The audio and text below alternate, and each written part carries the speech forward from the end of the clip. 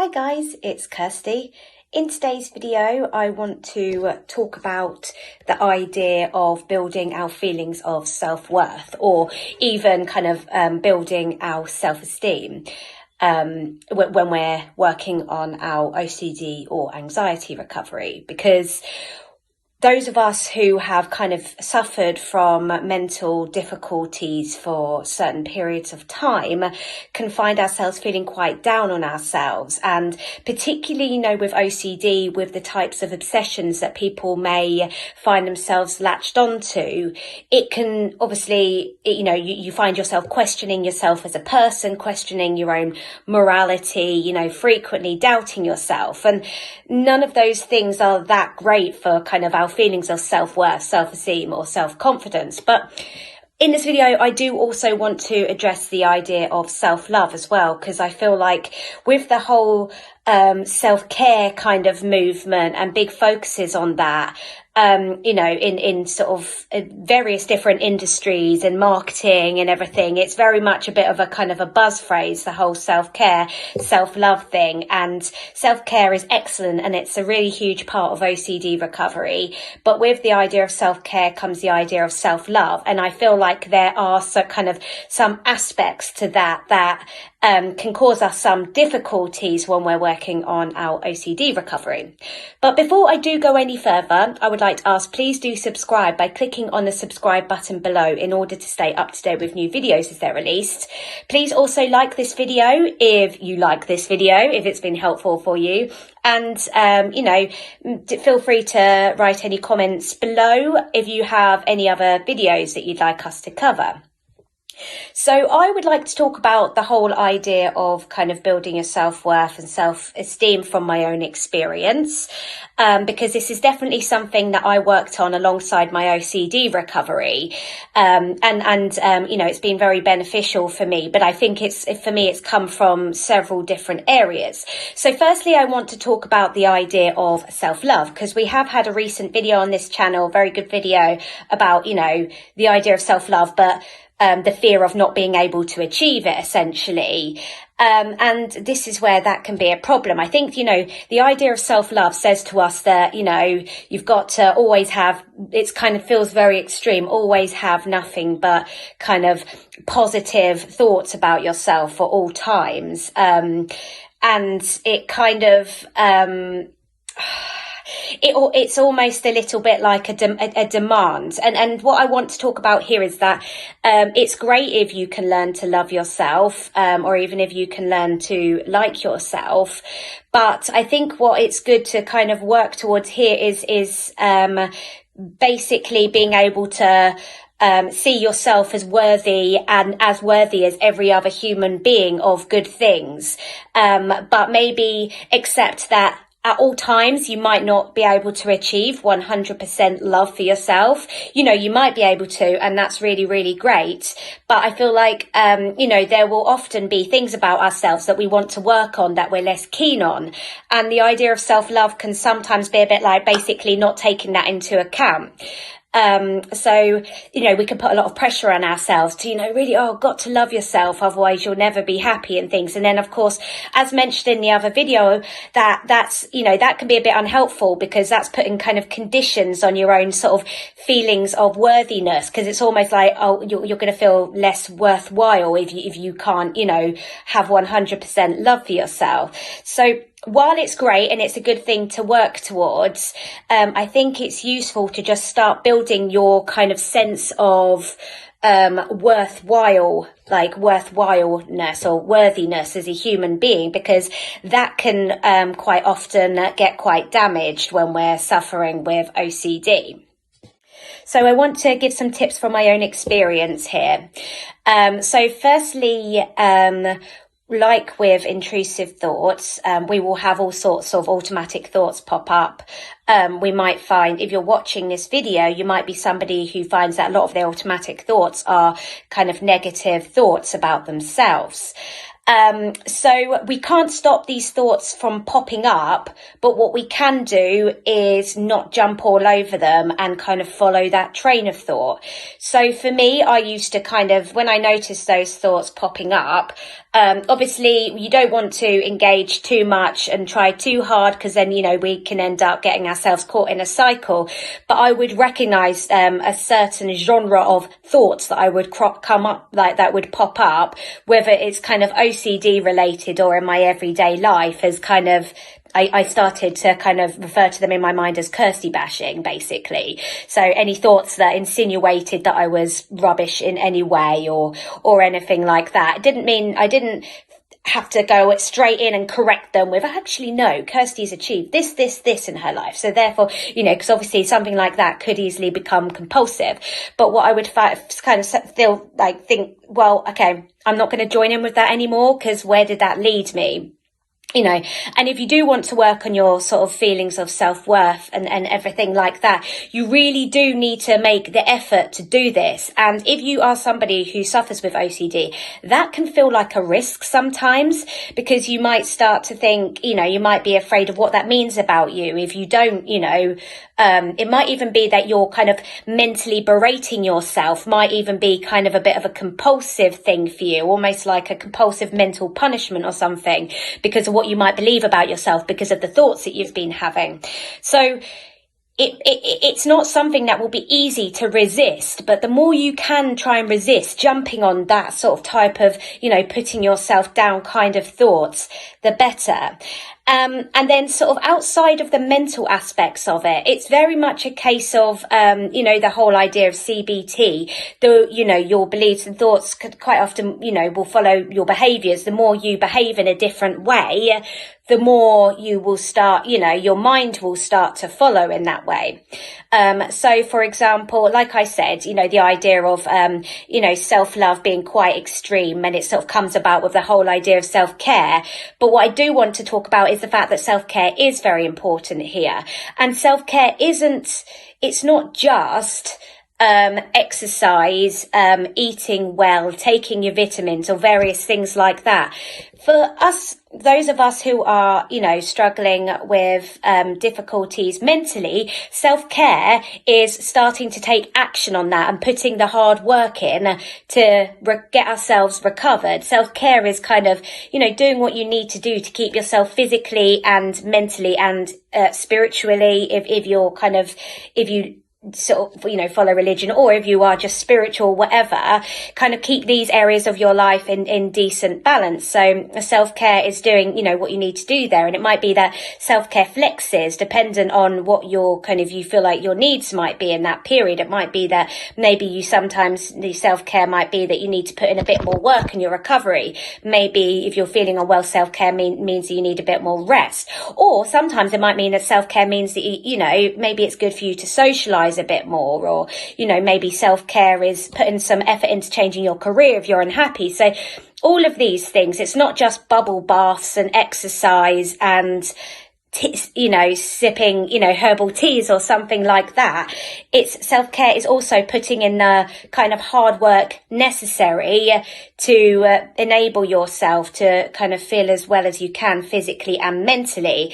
And a big part of self-care in OCD recovery is not just, putting in the time to do the mental homework.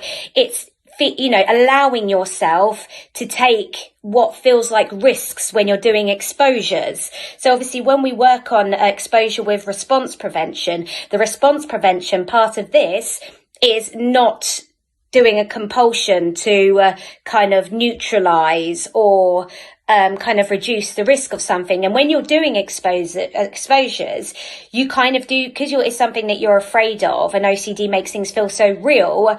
Even if it's the 100,000th time you've had this thought, and every other time it's been OCD, you'll still doubt that it's OCD. So therefore, doing exposures and living your life on your own terms as if it's OCD feels like a risk.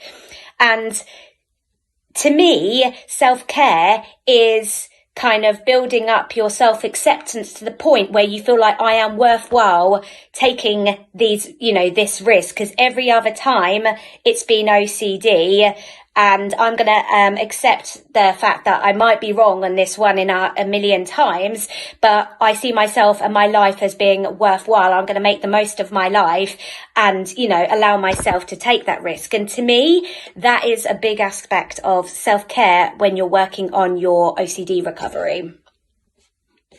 And the more times you choose yourself and to honour your kind of intrinsic worth as a human being by doing the things that you might need to do to get to, you know, to feel better, the more your brain is in the background taking notes about that, you know, okay, maybe it is, you know, safe to do these things. Maybe this isn't as scary as I once thought, and maybe I am worth it. And, you know, so your brain is in the background kind of taking these notes. And so you might find that, you know, the more you're kind of behaving in a way that honours your kind of your sense of self-worth, even if you don't feel it, because remember, OCD can cover all sorts of feelings, you know, feelings of compassion and empathy, but self-compassion as well.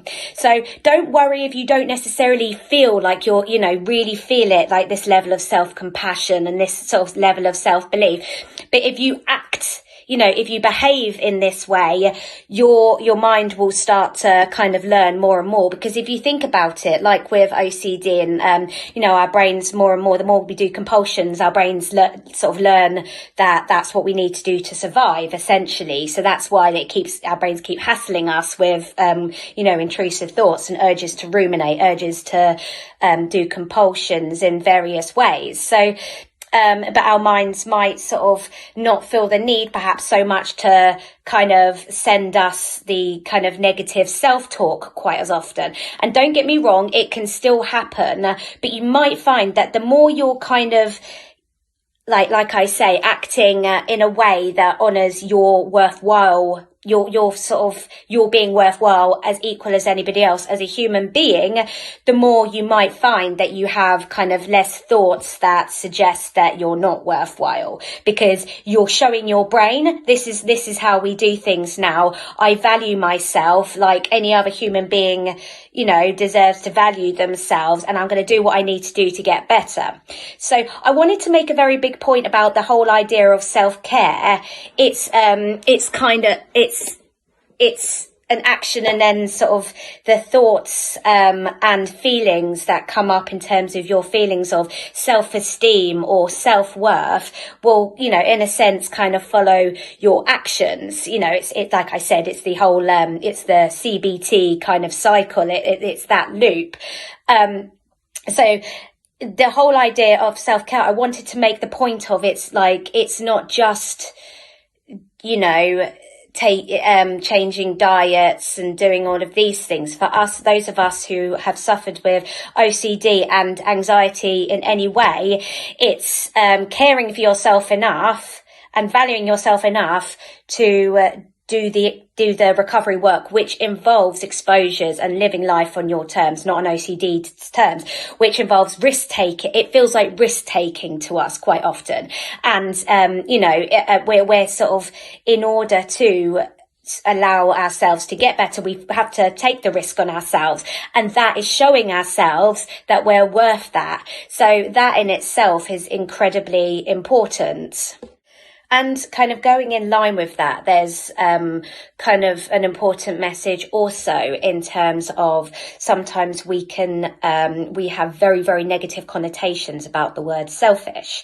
But actually, it's not beneficial to us in our lives necessarily to always put other people first. So another thing I needed to work on when I was working my recovery is how I viewed selfishness. So to allow myself to view the idea of selfishness with more flexibility. Because sometimes it felt to me like to work on my recovery, live life on my own terms, do exposures and all of that kind of stuff. And, you know, to care for myself, you know, live kind of life how I wanted to. Sometimes I felt like I was being selfish. So then I had to think, okay, well, is it really awful? And, you know, you start to look at actually, but always, if you're like kind of not living life in your own terms, you're unhappy, you know, you're doing it kind of in a way being selfish as well, because you're avoiding feelings of discomfort and everything. And so this is where it's useful to reframe the idea of selfishness and be more flexible here, not to see it as something that's, it's not something that's necessarily bad to be selfish, because there's they say on aeroplanes, make sure that you put your own life jacket on before you help other people.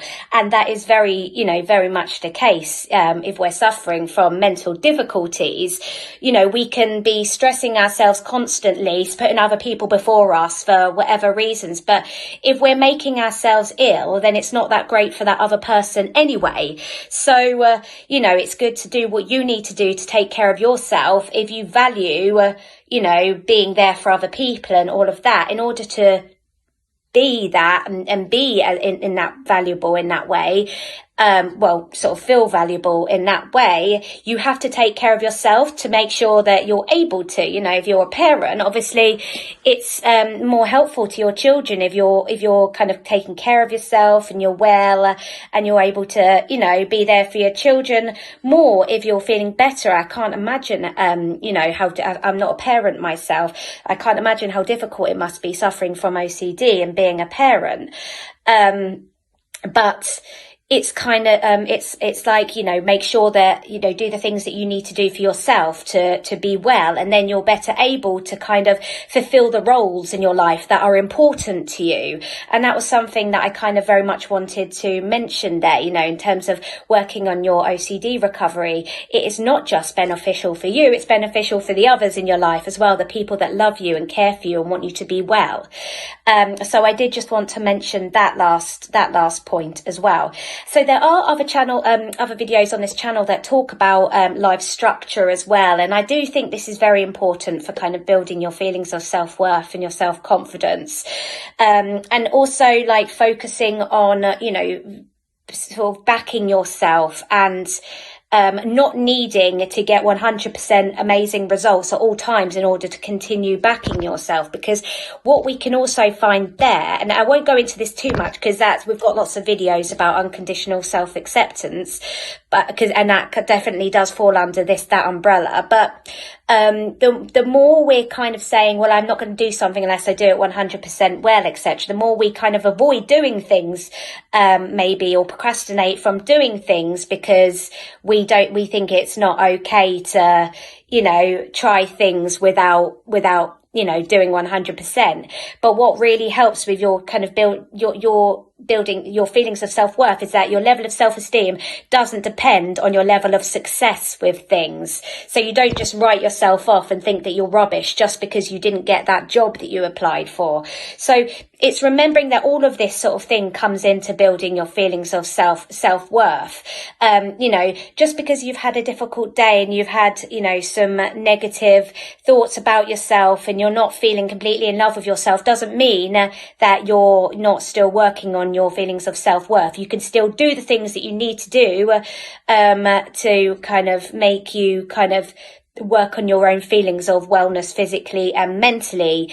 So like what I'm saying is you don't have to go for 100% self-love. You can slowly work on these things so you're not kind of approaching it with a true black and white mindset. So I will end this video there because I feel like I could keep rambling on then start going into kind of more and more aspects. But I just wanted to, I suppose, cover those main points there. So if you are interested in joining any OCD recovery webinars or in coaching, you can email info@ocdrecovery.com. But thank you so much for watching this video. I hope it's been helpful for you and do take care. Bye.